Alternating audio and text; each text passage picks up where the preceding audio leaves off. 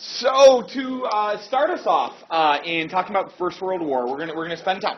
IB history is looking for the causes, the course, and the consequences of 20th century wars. So we're going to start with the causes, but before we go there, we want to take a look at the map of Europe before 1914 and recognize that it is a very different map. One of the primary consequences of 20th century conflict, or at least in the first half of the 20th century, are border changes. Like we're going to be changing the geographic boundaries, not changing the geographic boundaries, I guess. We're going to be changing the political boundaries between nations. So we take a look at this map from 1914 or before, and we notice that it does not look like the map of Europe that we know and love today. What kinds of differences do we see? Gianne? There is no Poland. Very good. Poland should be somewhere right up in here, and it ain't there. Yes, ma'am? We have an existing Ottoman Empire. Excellent. This is going to be gone after the First World War. Yes, sir? Russia is well stretched, almost right in Central Europe. Okay, Russia is larger. Russia is larger in part because that Poland that doesn't exist. Excellent. What else do we have? Yes?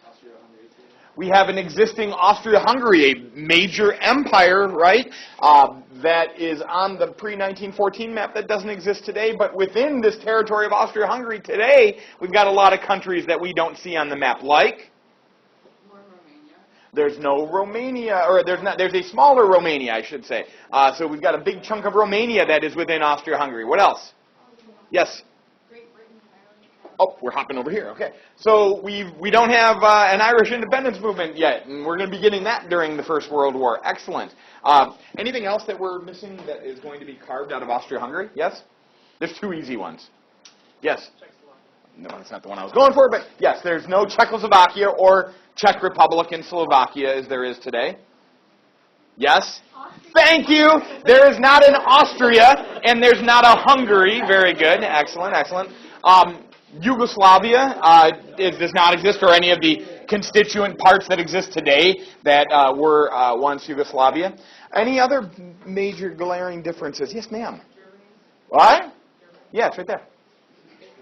It's much bigger. Yeah, this is a huge Germany compared to what we know today from our German friends. Excellent. And then there's a couple of small tweaks. Denmark is a little bit smaller. Germany also has Alsace and Lorraine. So there's a couple smaller tweaks that are going to happen. So this map looks very different from the map that we're going to be looking at after World War I. To start, I want to make sure we are cool with the idea that before World War I, there are 5 great powers of Europe. All right? Now, this is like there's no official club or anything. I think this is a construct that historians have created to call these countries the 5 great powers. And we would even debate like how great of a power really is Austria-Hungary by 1914. But anywho, we're going to consider 5 great powers of Europe, and these are 5 countries that have economic and military and population prowess beyond the other European nations. And you should know those 5 great powers, and in fact, by looking at the map, I bet you can come up with the 5 great powers of Europe. Yes, ma'am? Great Britain is one of them. Very good. Great Britain, prior to 1914, has the strongest navy in the world, the largest and most powerful navy in the world. Now, time out. The Brits of pre-1914 would let you know that the sun never set on the British Empire, right? You guys might have heard this because they have colonial holdings all around the globe. And they're going to feel very proud of this. This is going to build their nationalistic pride, right? And they're going to believe that the world has shaped up this way because British people are just better, right? We want to caution ourselves with that, all right? Not to offend anybody of British descent. I am myself as well. But why does Britain get to devote so much money to developing a navy? Like if we imagine that resources are finite, right? That there's a limit. There's only so much money we could possibly spend on military resources. Britain gets to put a disproportionate amount into the navy bucket. Why don't they have to spend as much on their army? Yes, ma'am.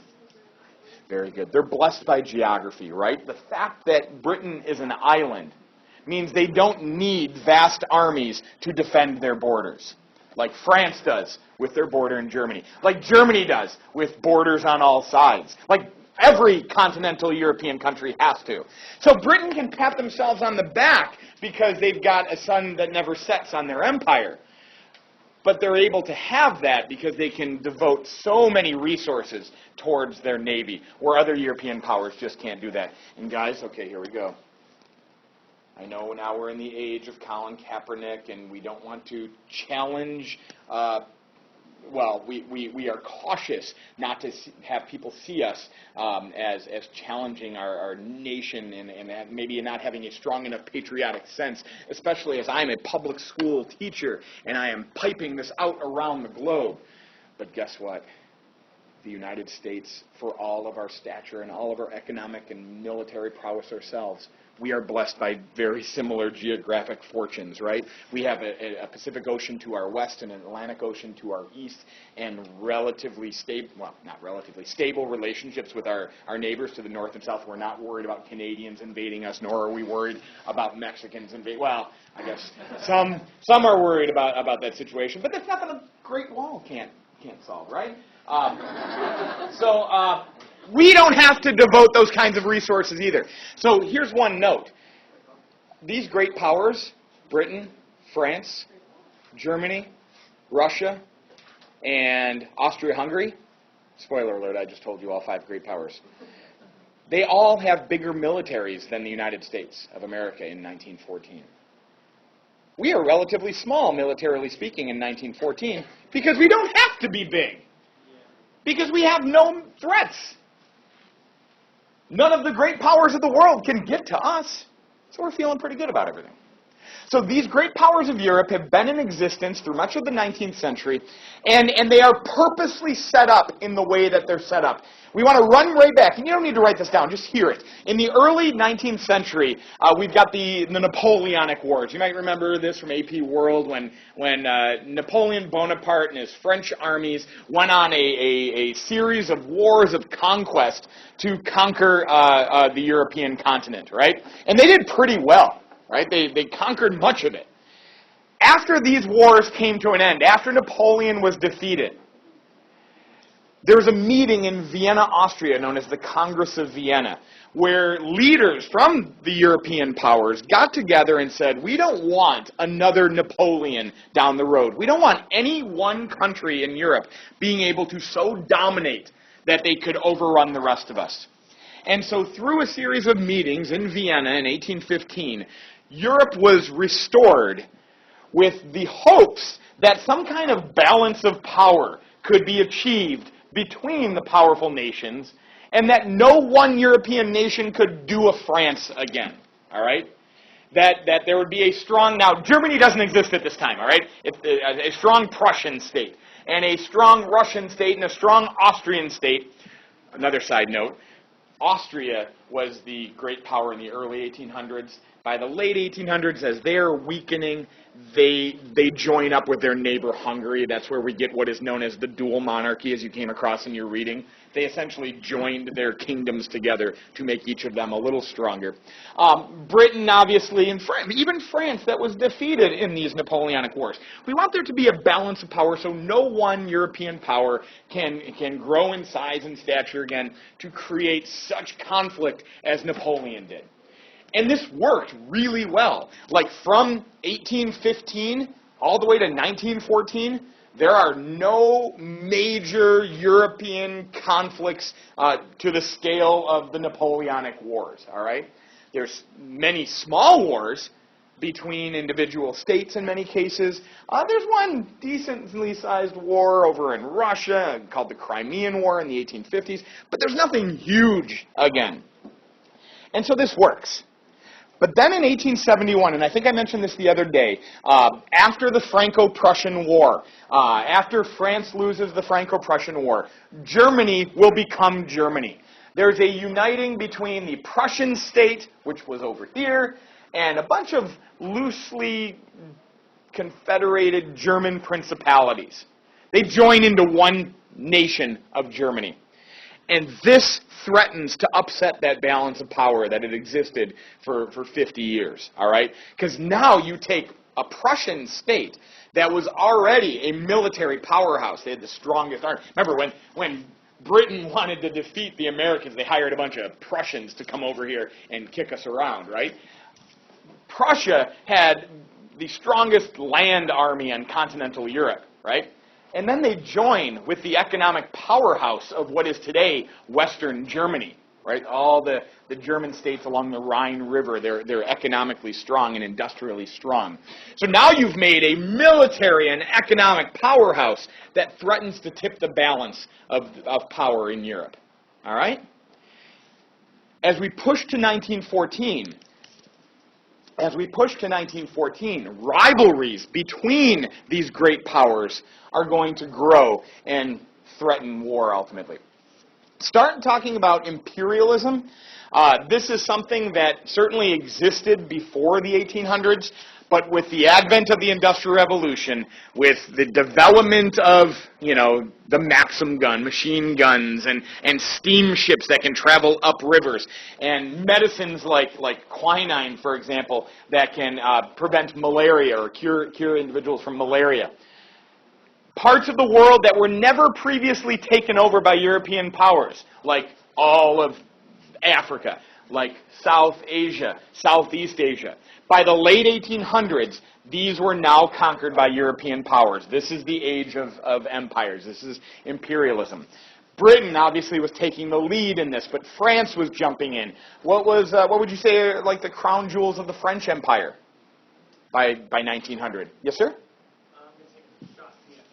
Yeah, very good. Southeast Asia. What is today Vietnam and Laos and Cambodia were all controlled by France. What's the crown jewel of the British Empire? India. But Germany is a new country on the scene, right? And the German Kaiser, the King of Germany, Kaiser Wilhelm II, says that he wants Germany's place in the sun. If the sun never sets on the British Empire, okay, that's great for Britain. But now Germany wants in on that game. So now we have a new player that's starting to enter the empire game. And then the other players. Portugal has got holdings in Africa. Belgium has got holdings in Africa. Everybody's gobbling up the available chunks of the planet, right? And as this happens, these great powers start to rub elbows against each other.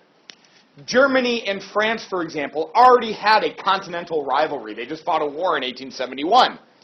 But now they're bumping elbows in Africa, for example, in the country of Morocco, over claims of control and where who's ultimately going to be the dominant power there. So great powers in the quest to create empires are going to create greater rivalries with each other. Because if I take a territory, you can't get that one. I'm sorry, did I startle you? I'm sorry, she jumped a little bit. It happens, but most people don't sleep in here. It's catch-22, and we'll just go with it, okay? All right. If you're going to create a massive empire, what do you need to support that empire? What does a nation need to develop and maintain empires? Yes? Resources. Okay, sure. But you're also getting resources out of the empire. But what allows you to hold on to that empire? How do I keep other nations from taking what I have already taken? Yes, ma'am. You need a strong military. Very good. So as we drive to 1914, we are also going to see some dramatic growth in the size and the stature and the technology of European militaries. Each one of these little boxes in each country gives us the expenditures, the relative expenditures of Britain and France and Germany and Austria and Russia in terms of their military. And we can see every single year they're experiencing pretty sizable growth.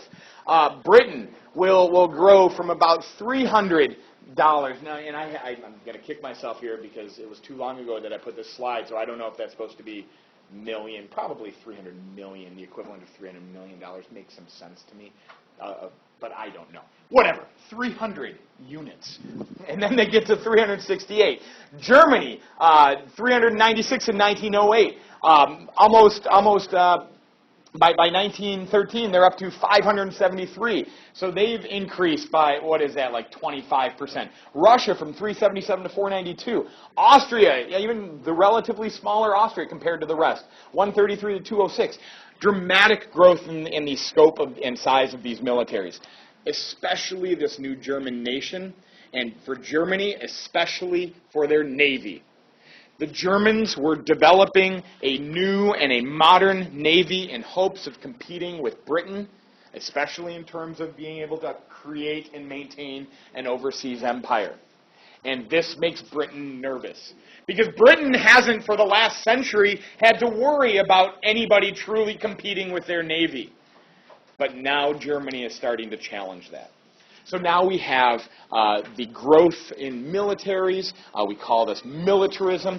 And just as if you don't pick up a hammer unless you're going to start nailing something, you don't develop a military unless there is some intention to use it. All right? So as we grow the sizes of these militaries, there grows the threat that they might one day be used.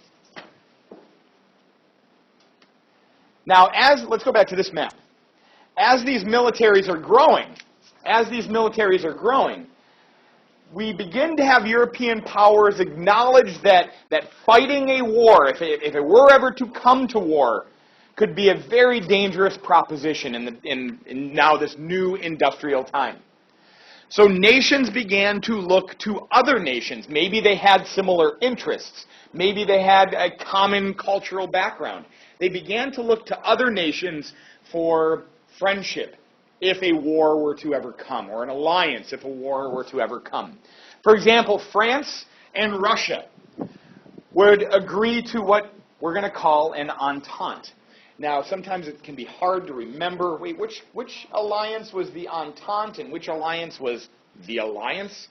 Entente is a French word that means agreement. And if they're using a French word to describe it, it might just be, maybe, that it was France that was in the middle of it. So we're going to go with that, all right? So when you hear entente, it's France is involved. So what is initially a dual entente, an agreement between France and Russia, which is really weird that France and Russia would jump into an agreement with each other because France is arguably the most democratic nation in Western Europe, whereas Russia is the most autocratic nation in Europe. You know what I mean by that word, autocratic? Like one guy running the show in France, in Russia. Who's running the show in Russia in 1914? The Tsar. Can we give him a name? Yes, sir? Nicholas II. Very good, Nicholas II. Can we give him a last name? Romanov. Look at you guys go. Romanov, very good. And it's the same family that's been running Russia for 300 years, right? So the Tsar of Russia and the President of France, the government in France, they sign an entente, an agreement. Now, this is essentially a defensive alliance, and if anything were to happen, and there's also economic considerations in there as well, but if anybody were to attack France, if anybody were to attack Russia, both nations would join each other in the fray. Now, this is a geopolitical arrangement. You look at the earth and the way nations are situated, right? And if you see France and if you see Russia, who do you think they're absolutely concerned about if they're going to sign an entente with each other? Germany. Because if there was ever a threat from Germany and there were a war between those three nations, what would Germany have to do to defeat France and Russia? They'd have to fight what we call a two-front war. They'd have to fight in their east, they'd have to fight in their west. And if they have to fight in their east and fight in their west, what must they do with their military? Very good. So now we're taking what was the greatest land army in Europe and dividing it in half. And now it's manageable. Now, Germany's not stupid. Germany knows what's going on. Germany knows that the French and the Russians are in cahoots with each other. So they're going to get in cahoots with somebody, right? And so we now are going to see a stronger relationship develop between Germany and Austria-Hungary. Now, when we say Austria-Hungary, it's really the Austrians that are running the show. Does anybody know in 1914, do you guys remember this from last year, who the leader of Austria is? We call this guy an emperor. Yes, sir? Franz Joseph. It's a guy named Franz Joseph. He's an older guy, right? But he's out of Vienna. He is a Hohenzollern, and that's his family name. It's a German name. It's very German. And so he's got cultural connections with the new nation of Germany, right? And so the Kaiser in Germany and the Emperor in Austria, they will agree to an alliance as well. And they will also bring Italy into the mix. And this becomes, in the lead up of World War I, what is known as the Triple Alliance. All right, the Triple Alliance. 3 nations, Germany, Austria-Hungary, and Italy. Now, we don't want to spend too much time womping about Italy here, because Italy joins this alliance, but they ultimately don't join the war on the side of Germany and Austria-Hungary. Spoiler alert, a war is coming. In this war, it's technically started by Austria-Hungary and Germany. They're the aggressors. They're the ones attacking other nations. The Triple Alliance is a defensive alliance. So Italy is not bound by that alliance. Like when Germany invades through Belgium and when Austria attacks Serbia, Italy is not compelled by that alliance to join them. So they don't. And they ultimately will join what we call the Entente powers. But anyhow, they're initially in the alliance with Germany and Austria-Hungary because they've got some border disputes, especially with France. All right? So anyway, we also got England in the mix. England is a different scenario here. England doesn't have the same threat from Germany or any border threat that the continental powers have. But they will still ultimately agree to ententes or agreements with Russia and with France. And essentially, this is an acknowledgement from Britain that Germany is a growing threat. And they will make these agreements with France and with Russia to check the threat that Germany is becoming, especially in terms of naval power. So we've got imperialism, and we've got growth of militaries, and we've got an alliance system. And then the coup de grace, what really breaks the camel's back, is going to be issues of nationalism. This is Austria-Hungary. We zoom in on Austria-Hungary, and then we throw some paint on all the different ethnic groups in Austria-Hungary. And there's a lot of them, all right? If you have a country called Austria-Hungary, you know you're dealing at least with a couple different kinds of people in there. But you've got Czechs, and you've got Slovaks, and you've got Poles, and you've got Bosnian Serbs, and you've got Croats, and you've got Germans, and you've got Romanians. You've got all kinds of different people living within one nation. Now, we're going to talk about nationalism a lot this year.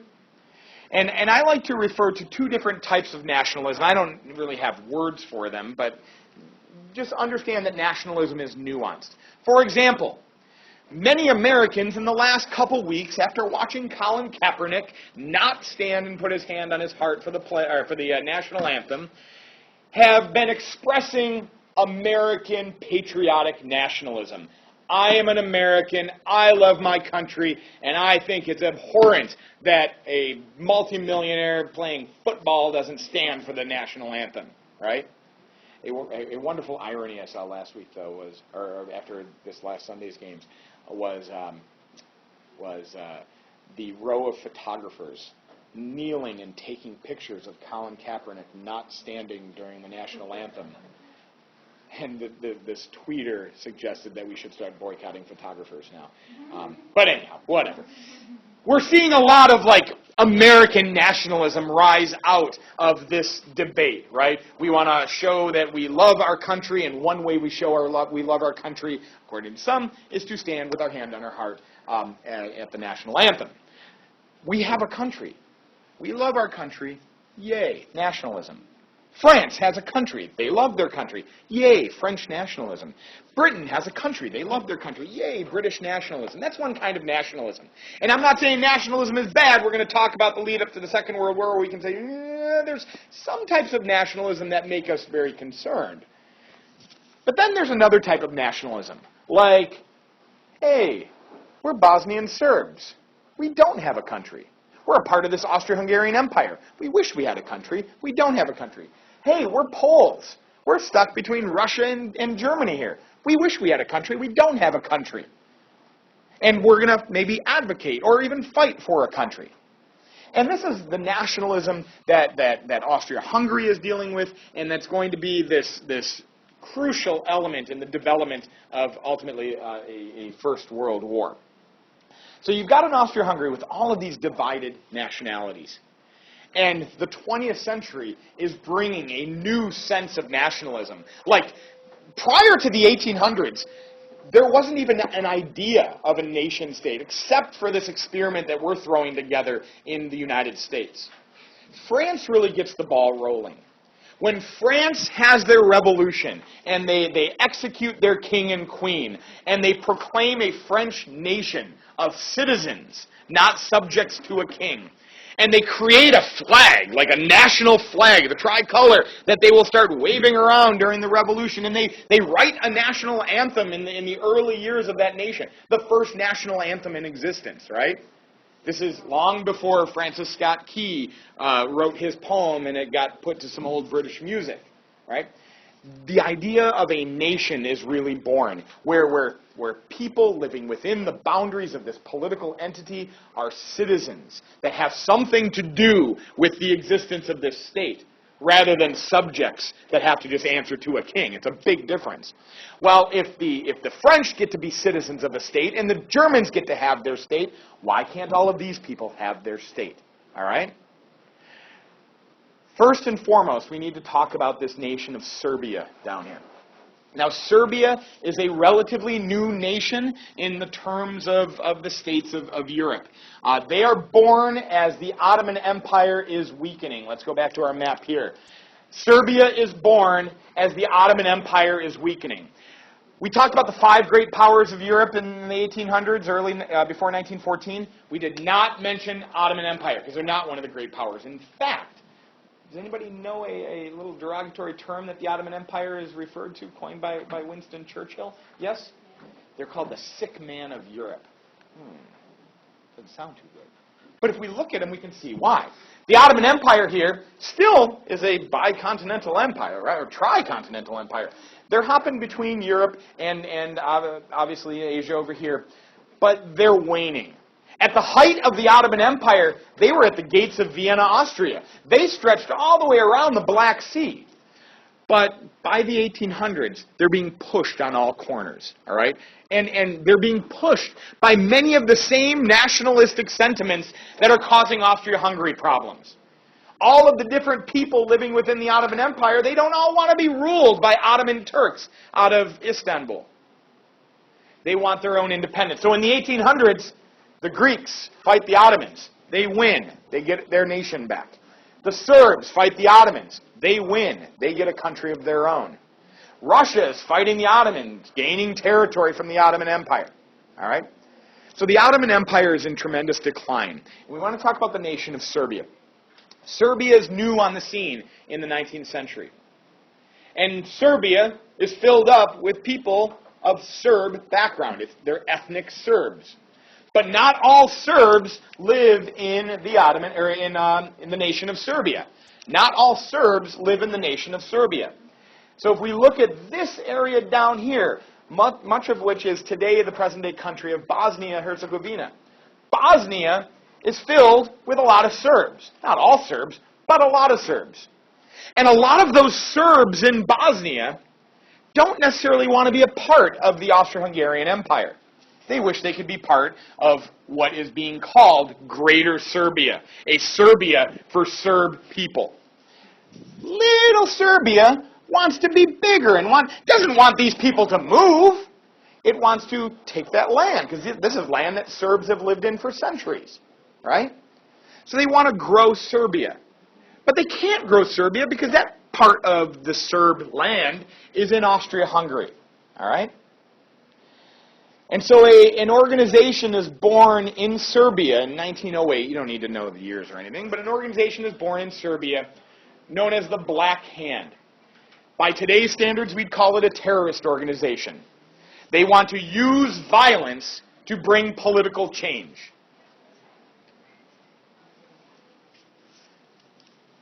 And they're going to use that violence in 1914, in June of 1914, June 28th, 1914, to kill the Archduke of Austria-Hungary, a guy named Franz Ferdinand. Franz Ferdinand is the nephew of the Emperor Franz Joseph, but because Franz Joseph had a really rough go of it and his son died, Franz Ferdinand is going to be the next Emperor of Austria-Hungary. He's the crown prince, essentially. He's the heir apparent. He's the next guy to rule. and the Black Hand Serb terrorist nationalist group will plot to execute Franz Ferdinand. Now, why? Okay, we can understand that if you cause political chaos in Austria, it might weaken the state and might allow you to kind of gain this territory that you want. But there's a deeper story to this. I mentioned Franz Joseph was an old guy. He's about ready to die, right? I think by this time he's pushing 80, if not already over 80. He's an old man. Franz Ferdinand is young. He's modern, right? In fact, one scandal is his wife. No one liked his wife in the royal family because she wasn't a royal. Her name was Sophie. No one liked her. But he's a modern dude. Hey, it's 1914. I'm going to do as they do in 1914. Franz Ferdinand looked at his empire and said, we've got problems. We are a divided empire. We've got all these ethnic groups that we're having a hard time keeping together. And in an era of nationalism, we can't continue to just dictate from Austria, from Vienna, right? So he has the idea of instituting in the future what we call a federal system in Austria-Hungary. A federal system. Now, you guys live in a federal system, so you should know what a federal system is. Anyone describe to me what a federal system is? We are one. Yeah. Is it federally mandated public services? There are federally mandated public services. When you say federally mandated, what does that mean? Things run by the federal government. Things run by the federal government. When you say federal government, what do you mean? Like, where is it? Where's the federal government? Anybody? Washington, D.C. So you said federal mandates. That is opposed to what other kind of mandates might come down the pipe that people might have to listen to? Yeah. Royal, but we don't have a king. Yeah? State. Okay, very good. So Rick Snyder can tell me that I need to do something as a school teacher. And then Michelle Obama can talk to legislature friends in D.C. and have them kind of write some bills that say if schools don't follow certain dietary guidelines, we could hold back some federal funds from them, right? So there's federal mandates and there's state mandates. That's a federal system, right? That there's two entities. Now, in the origins of our country, many would say that our federal government has gone far beyond what their original intention was. In the origin of our country, we have a federal government that is meant to do things of importance to the national state. Like? What kinds of things are big nation stuff? Yeah. Military stuff, sure. Federal government's gotta raise a military to defend ourselves. Yes. Maybe, yeah. If you're Alexander Hamilton, right? Yeah, so ideas of banking or collecting taxes so we can pay for our military and our defense. That's got to be, at least in some aspects, federally done. Maybe trade between states. Like, who's going to make all the ways these rules could work, except for a federal government? Maybe trade between nations or foreign policy. That, we wouldn't want Rick Snyder or every one of 50 governors having to make individual trade deals with foreign nations. That would be very challenging, right? So there are federal responsibilities, but then our Constitution says everything else that we don't lay out here for the federal government to handle, that's state's business, right? And so what kinds of things does Michigan handle? Okay, state roads, very good. Michigan is supposed to take care of its own state roads, although we changed it in the 1950s. We started having some interstate roads, but whatever. Yes? Education. Constitution says nil about education. So that's a state issue. And all the rest. This is federalism. And Michigan runs its education system differently than other states do, right? Because Alabama and Massachusetts get to run their own show the way they see fit. We run ours the way we see fit. That is a federal system. This is what Franz Ferdinand wants to do with Austria-Hungary. He wants to say, hey, we are a nation, and I'm going to be the emperor of it one day, but Serbs down in Bosnia, if you want to kind of have some local autonomy, like kind of run your own show locally, it's all yours. and Romanians and Czechs and Poles. You guys can kind of run your own local areas. We will run as a federal system, as a federal state. Sounds good, doesn't it? Doesn't that sound like kind of bring everybody together, and maybe this massive multi-ethnic empire might actually work? Yet the Black Hand shoots and kills them. Has anybody ever protested? Has anybody ever been angry enough to protest something? Yeah, we're American. Like, we got it pretty darn good, right? We are living at a time of relative prosperity and relative peace. We don't really protest much. Now, we got a political election. Donald Trump was in Flint yesterday. There were protesters there to meet him, and they will be there whenever he comes back to Michigan. And Hillary's got people that, but all in all, we're relatively stable. We're economically prosperous. Most of us aren't worried about our lives or our livelihoods being taken away from us, so we don't protest. When we start to protest, like I've protested before as a teacher, I've had to put on a red shirt and stand on the side of the road and hold a sign that say, support teachers. That's the extent of my protest, right? Now, if you were to tell me that maybe my livelihood was in danger, or maybe my or my family's life was in danger, and standing and protesting with thousands of other Americans for a common cause might bring some change, maybe I would be there, right? But beyond that, I got stuff to do. In fact, where in America do you see most protests happening? In the last 50 years, where do protests typically originate? Yes, ma'am? Maybe places of poverty, maybe. But unfortunately, I think in our society, most people just kind of don't think about places of poverty very much. Anybody know anything about Vietnam? Like, where's a lot of the protesting? And in fact, some of the biggest ones started in our own state, yeah. Colleges, yeah. That's where there's protests. Because what do you have at college campuses? A bunch of young, idealistic people that don't have, like, responsibilities. That don't have jobs, that don't have bills to pay, that don't have kids to get off the bus. They can hang out all day and hold signs and yell things, right? They're allowed to do that.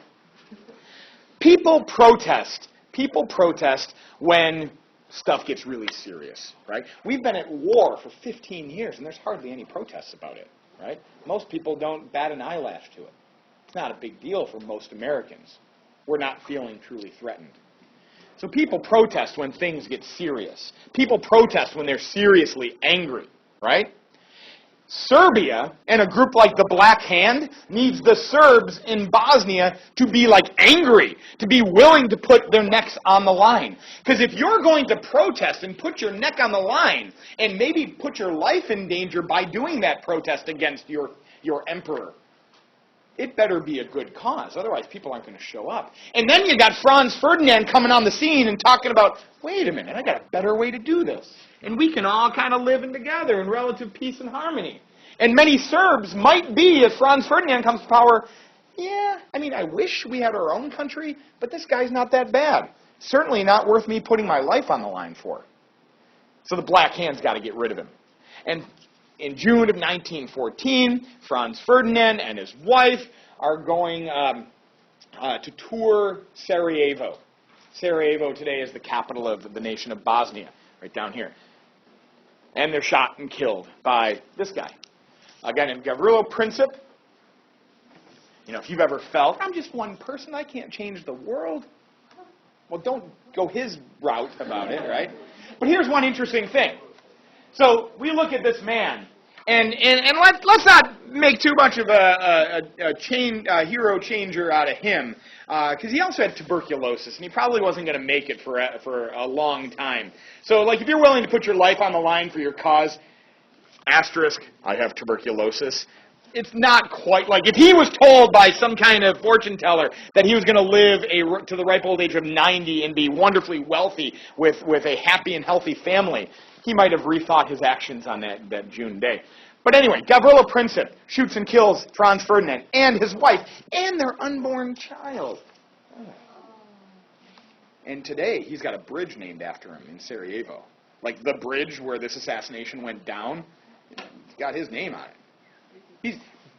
Because the way the French would look at him, or the Germans maybe would look at him, or the British would look at him, or the Russians or the Americans would look at it, not maybe, would look at him, is to say, man, dude, you started the First World War. It's like the worst war in human history.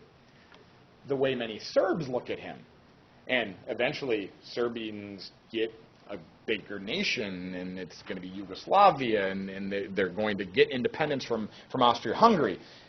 They say he's like the liberator. He's the guy that started it all. So historical perspective is important. Anyway, he shoots and kills Franz Ferdinand, and now the ball starts rolling towards war. Now, we need to take a brief note.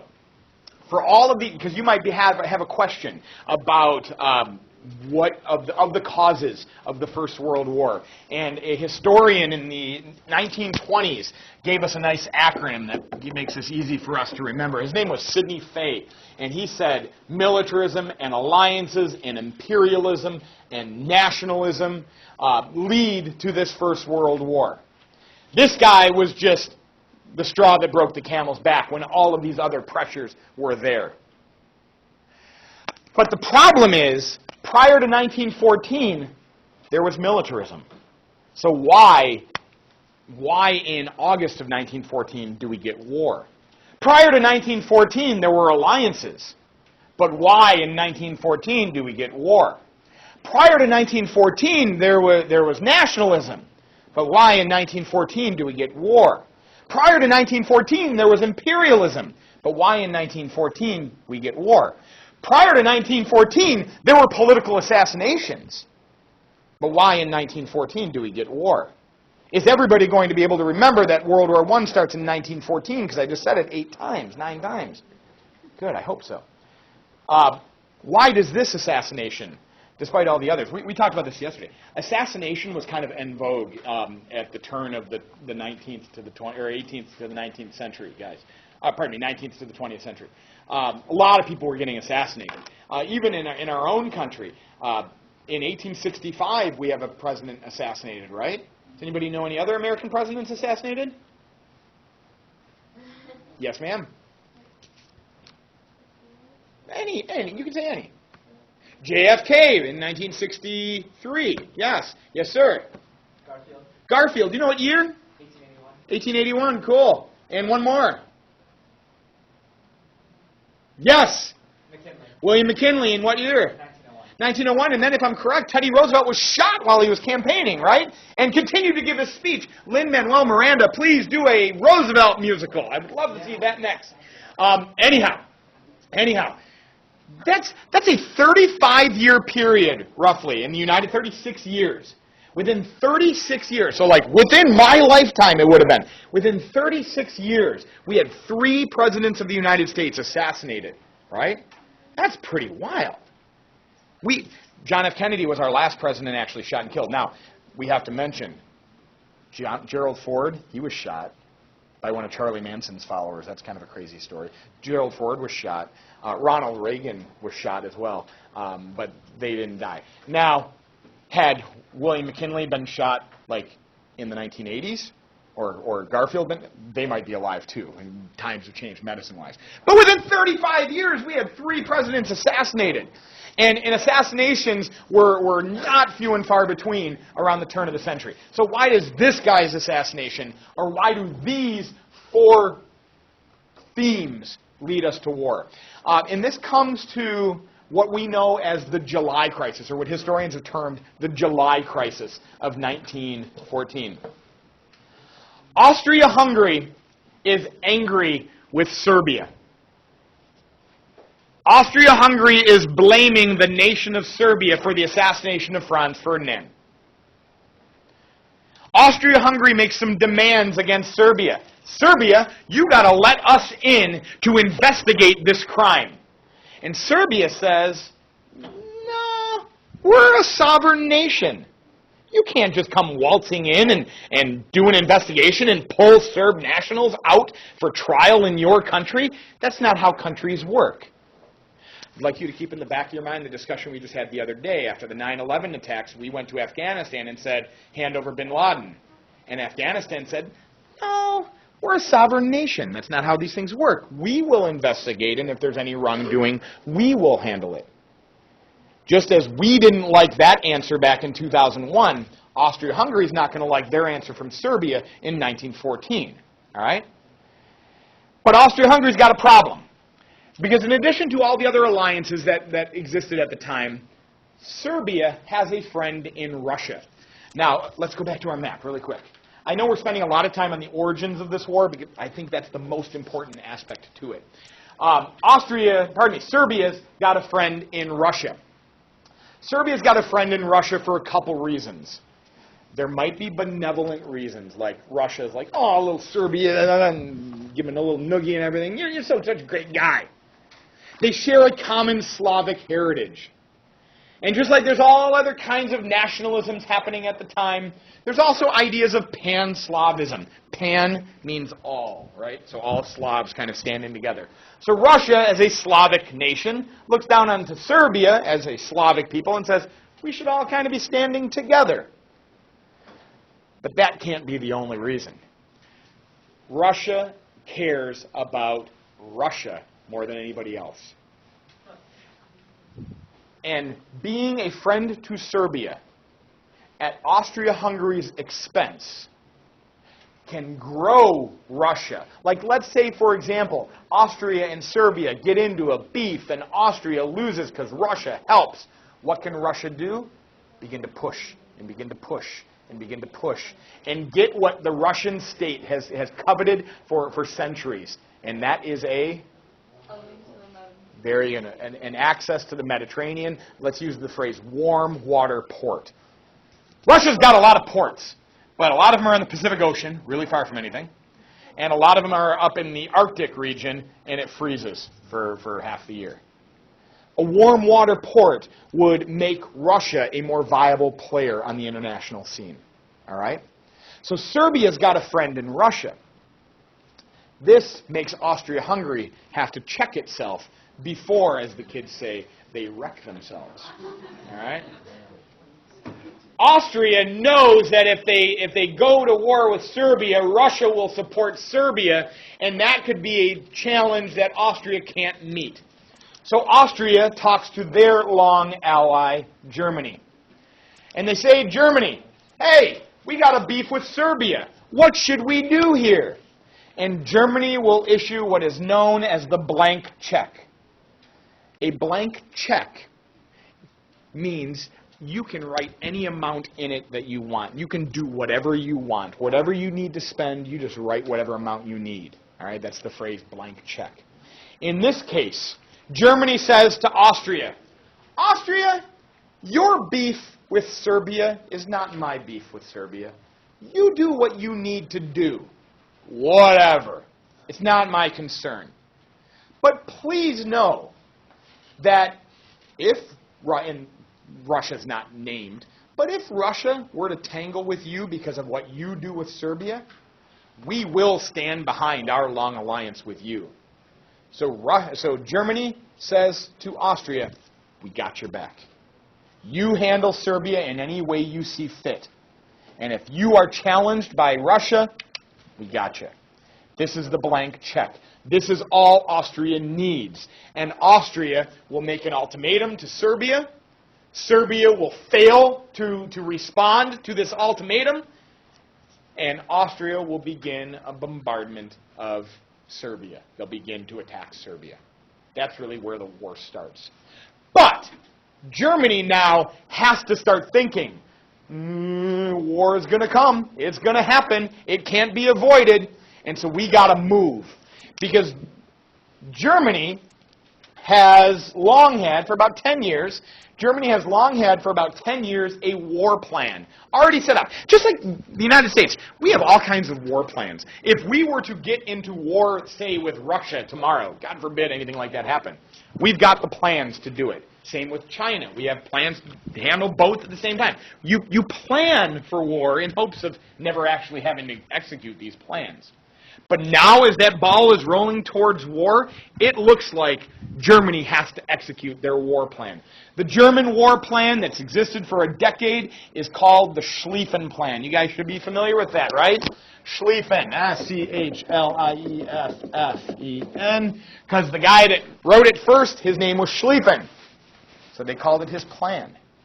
And the Schlieffen Plan was the plan that Germany would use to avoid fighting that two-front war.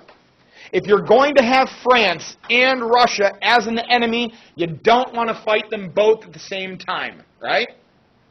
So the Schlieffen Plan, using an intricate calculation of railroad timetables and how far and how fast troops would have to move from not only Germany but also France and Russia, said that Germany has 42 days from the beginning of Russia's mobilization. From the beginning point that Russia starts moving to war, because Russia is so big and so slow, it will take them 42 days to mobilize their army for war. So within 42 days, the Schlieffen Plan says, Germany has to knock France out of the fight. They've got 6 weeks to defeat France. Because France is the immediate threat. France has got a border on Germany, right? They've got an army right there. And France is far more modern military than Russia has. You've got to defeat France, and defeat France fast. 42 days. And you're going to do that by marching through Belgium. Because that is less heavily defended. It's relatively flat land. If you march through Belgium, and we'll take a look here, if you march through Belgium, then you can sweep around Paris, cutting Paris off from outside aid, so nothing can come in to help France anymore. France will surrender. After they surrender, throw your guys on trains, send them across your country to now defend your eastern border against the lumbering Russian forces. You have to do it within 42 days.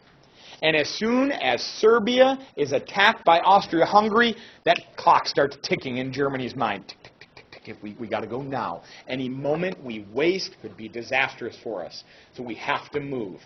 So Germany will march their armies through Belgium on the way to France, in hopes that Belgium would just open up like a swinging gate and the Germans could march right on through. But unfortunately for the Germans, the Belgians don't. They put up a resistance, largely due to one of the most important military developments of the early 20th century, the machine gun, a tremendous defensive weapon in the First World War, where smaller Belgian forces can at least slow down the Germans. Yes, ma'am? So if the German goal was to... Oh, so this is their plan, this is actually what happened? This is their plan. Okay. This is what they tried to do. They're going to march through Belgium, but instead of having this happen, where they can like sweep around and cut Paris off, instead of having that happen, this is what we deal with. They get stopped short. They get cut off before they get to encircle Paris, because Belgium slows them down. Now, one other issue here. I haven't really mentioned Britain very much at all. Britain doesn't have to get into this fight when Belgium is invaded. They've got a treaty, though, with Belgium. And that treaty was signed way back in 1839. It was called the Treaty of London. And it's when the great powers of Europe agreed to protect Belgian neutrality. Belgium was supposed to be a neutral country. It wasn't supposed to join anybody else. They all agreed to defend Belgian neutrality. Well, when Belgium is invaded by Germany, a debate ensues in Britain. What do we do? Do we stand behind this treaty, or do we turn our backs on Belgium? Britain decides to stand behind the treaty. Now, they will sell the idea that they're standing behind the treaty because Britain is true to its word and we signed an agreement and the agreement is what we must stand with. Fine. But also, Germany is that threat to Britain.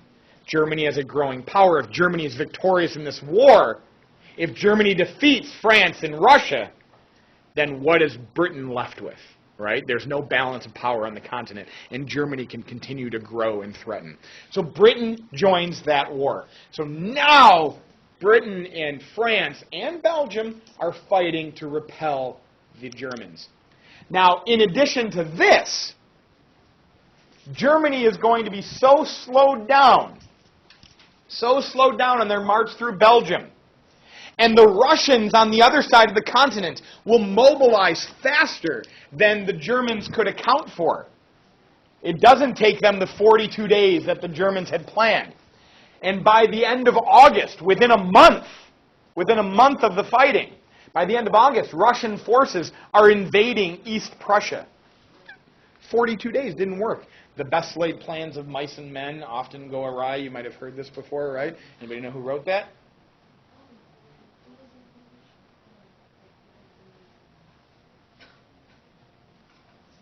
Is it Robert Burns? Scott, is that Burns? I think it was Burns. Anyway. And then Steinbeck took it. Russia is invading East Prussia.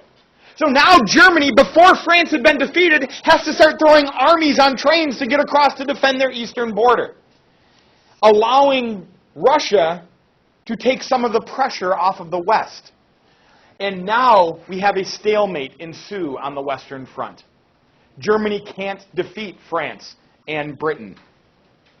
And at the same time, now they're fighting on the Eastern Front. You are familiar probably with the Western Front in the stalemate, where much of the war was fought within miles of where it began, and where thousands of miles of trench lines would be dug. I love this modern picture. This is a picture from an old battlefield in northern France where a trench still remains. We can see it's all like grown over. Earth has taken it back over. But we can still see the trench lines, and we can see all the shell blisters in the land from all the bombardments. Notice the trench is like very zigzaggy. Anyone know why they do that? It's purposeful. It's not like just guys didn't know how to do a straight line. Yeah. You can't get a clean shot down the If a shell lands here, okay, everybody in the trench is fine. If a shell lands up here, everybody in the trench is fine. If a shell lands here, this guy's going to have a bad day. This guy's going to have a bad day. But this guy around the corner, he's going to be okay. So if you have just a long, unbroken, straight line of trenches, that blast from those shells can take out many more men. So this is the story of the Western Front. Static war. We call it a war of attrition, where each side is going to try to grind the enemy down. A war of attrition. It's not going anywhere.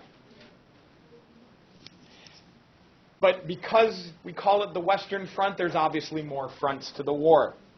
In the East, a very different story. Russia invades East Prussia early in the war, but the Russian armies are so badly organized and so under-equipped compared to their German counterparts that they are soundly defeated in all of their battles against the Germans. And so that front line in the East will get pushed hundreds of miles into the Russian state. All right? Things go terribly for Russia. So terrible that in 1917, we will see two revolutions in Russia. First, in 1917, and in February of 1917, we see the Tsar and his family ousted from power. Russian people are angry. They're suffering more than anybody else in the war. The Tsar is thrown out. 300 years of Romanov rule come to an end, right? But the new government also fails to get Russia out of the war. Not that they wanted to keep fighting the war, but the hope was, if we quit fighting now, we lose to Germany. And we have to give up immeasurable land and resources to Germany for nothing. We've gained nothing in this fight. So hopefully we can hang on in this war long enough to ultimately have the Allies win. But it didn't last. It didn't happen soon enough for Russia. And in October of 1917, we have a second revolution. And this is called the Bolshevik Revolution, where Vladimir Lenin and his communists overthrow the new government of Russia. And this is where we have the birth of what becomes the Soviet Union. Vladimir Lenin's Russia signs a treaty with Germany.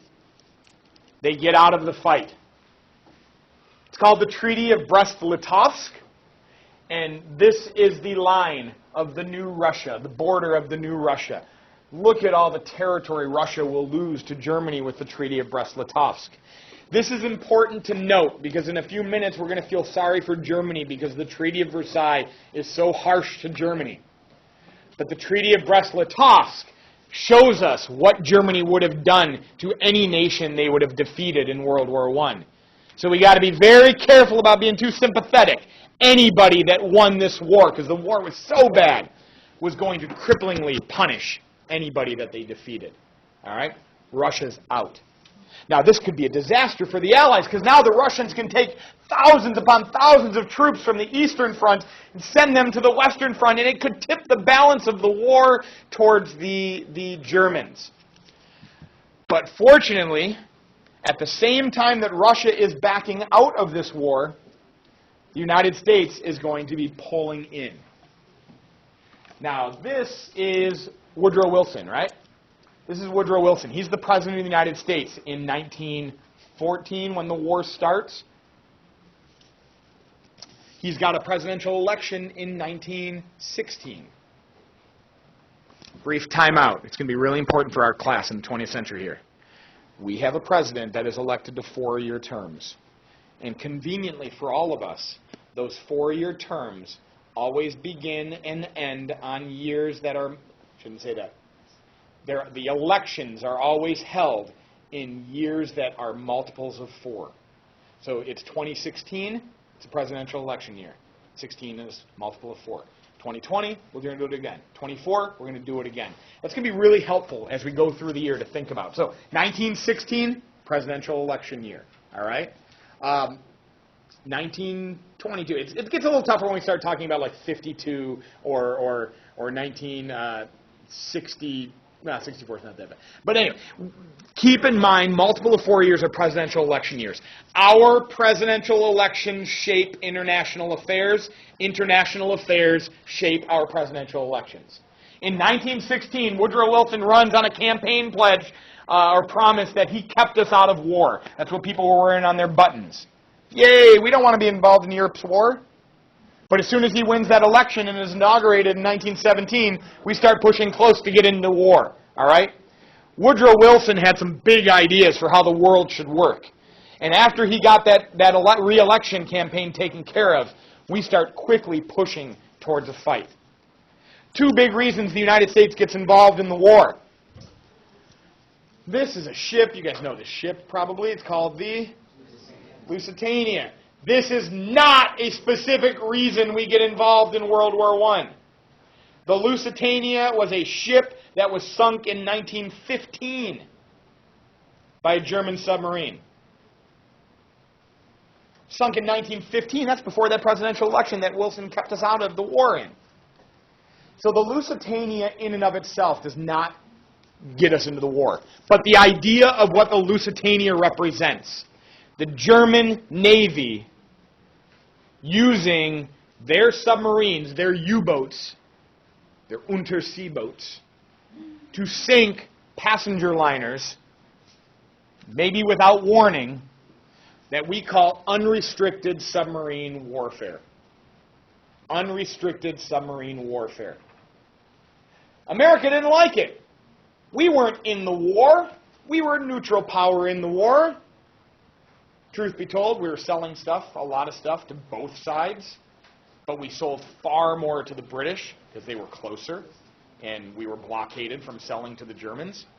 So we were selling a lot of stuff to both sides, mostly the British. And we were having a lot of merchant ships sunk. And some of our American citizens were dying on passenger liners like the Lusitania that actually did have weapons on it as well. So we didn't like this idea of unrestricted submarine warfare. And in fact, in hopes of keeping us out of the war, Germany stepped back and they restricted submarine warfare.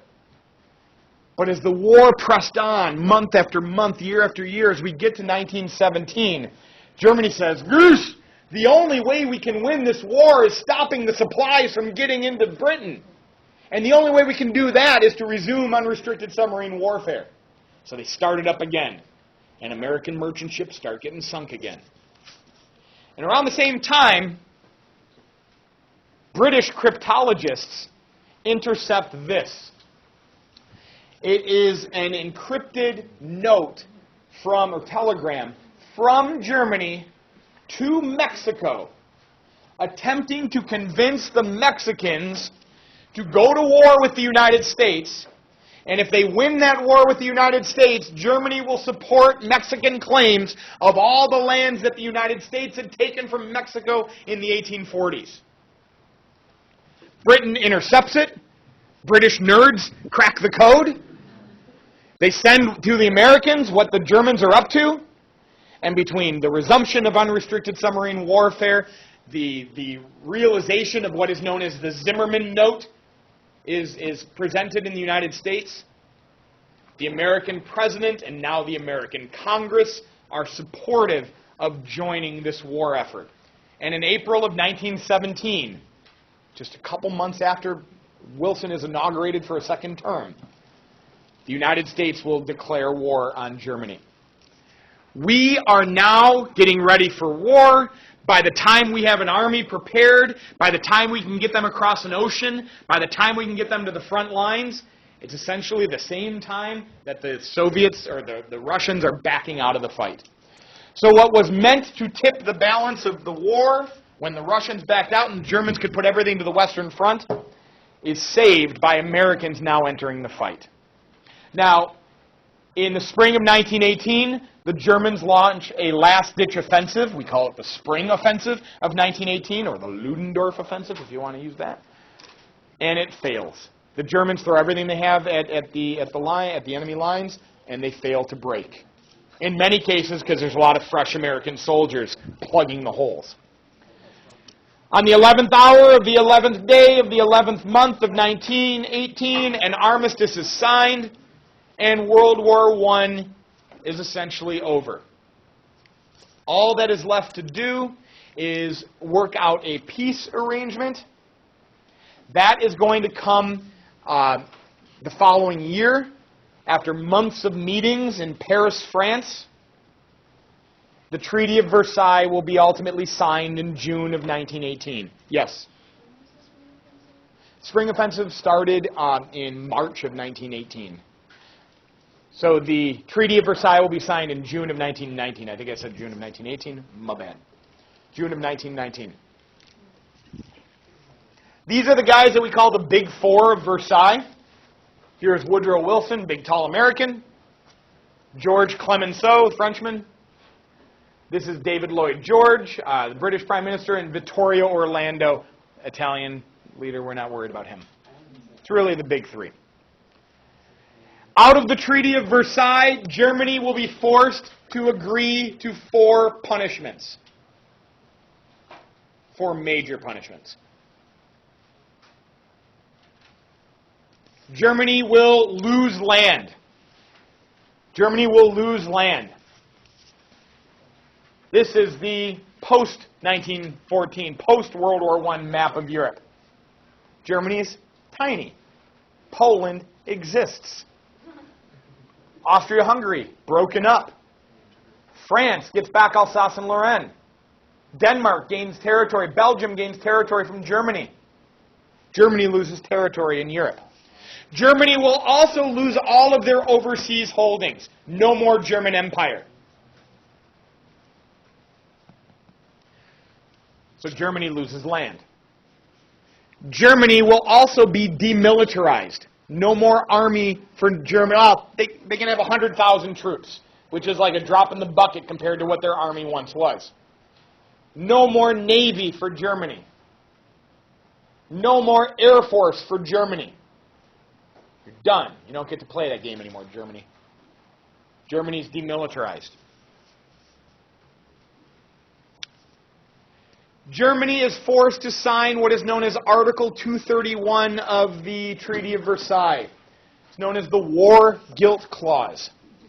They have to accept primary responsibility for the First World War. Now, this is more of a legal maneuver, this Article 231, the War Guilt Clause. It's more of a legal maneuver because if Germany accepts legal responsibility for this war, now you can charge them to pay punitive damages, or what we refer to, the 4th punishment, reparations. Germany is going to be forced to pay billions of dollars in reparations to France and Russia and Britain Belgium.